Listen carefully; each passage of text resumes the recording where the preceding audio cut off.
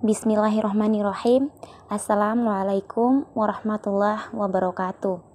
Perkenalkan, nama saya Sita, A1N118013, jurusan Pendidikan Sejarah, Fakultas Keguruan dan Ilmu Pendidikan, Universitas Halu Oleo. Baiklah, di sini saya akan menjelaskan tentang bagian A, Orde Lama, pada tahun 1950 sampai 1965. 1. Demokrasi liberal, tahun 1950 sampai 1959. Dalam sistem demokrasi ini, presiden hanya bertindak sebagai kepala negara. Presiden hanya berhak mengatur formatur pembentukan kabinet. Oleh karena itu, tanggung jawab pemerintah ada pada kabinet. Presiden tidak boleh bertindak sewenang-wenang. Adapun kepala pemerintahan dipegang oleh Perdana Menteri. Setiap kabinet yang berkuasa harus mendapat dukungan mayoritas dalam parlemen DPR pusat. Bila mayoritas dalam parlemen tidak mendukung kabinet, maka kabinet harus mengembalikan mandat kepada presiden. Setelah itu, dibentuklah kabinet baru untuk mengendalikan pemerintahan selanjutnya. Dengan demikian, satu ciri penting dalam penerapan sistem demokrasi liberal di negara kita adalah silih bergantinya kabinet yang menjalankan pemerintahan.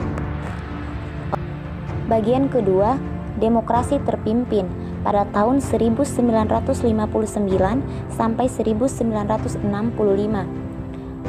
A. Latar belakang munculnya demokrasi terpimpin, yaitu yang pertama, kegagalan Badan Konstituante dalam menyusun Undang-Undang Dasar baru. Yang kedua, Presiden Soekarno mengeluarkan Dekret Presiden 5 Juli 1959. Yang ketiga, munculnya gerakan-gerakan separatisme. Yang keempat, sering berganti-ganti kabinet.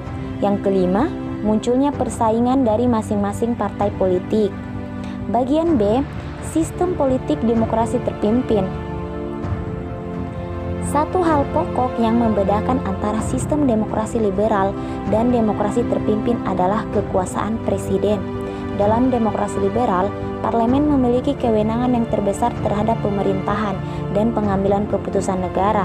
Sebaliknya, dalam sistem demokrasi terpimpin, presiden memiliki kekuasaan hampir seluruh bidang pemerintahan. Dalam demokrasi terpimpin, presiden mendapat dukungan dari tiga kekuatan besar, yaitu nasionalis, agama, dan komunis. Ketiganya menjadi kekuatan presiden dalam mempertahankan kekuasaannya. Kekuasaan mutlak presiden pada masa itu telah menjadikan jabatan tersebut sebagai pusat legitimasi yang penting bagi lainnya. Presiden sebagai penentu kebijakan utama terhadap masalah-masalah dalam negeri maupun luar negeri. Yang ketiga, Gerakan 30 September 1965.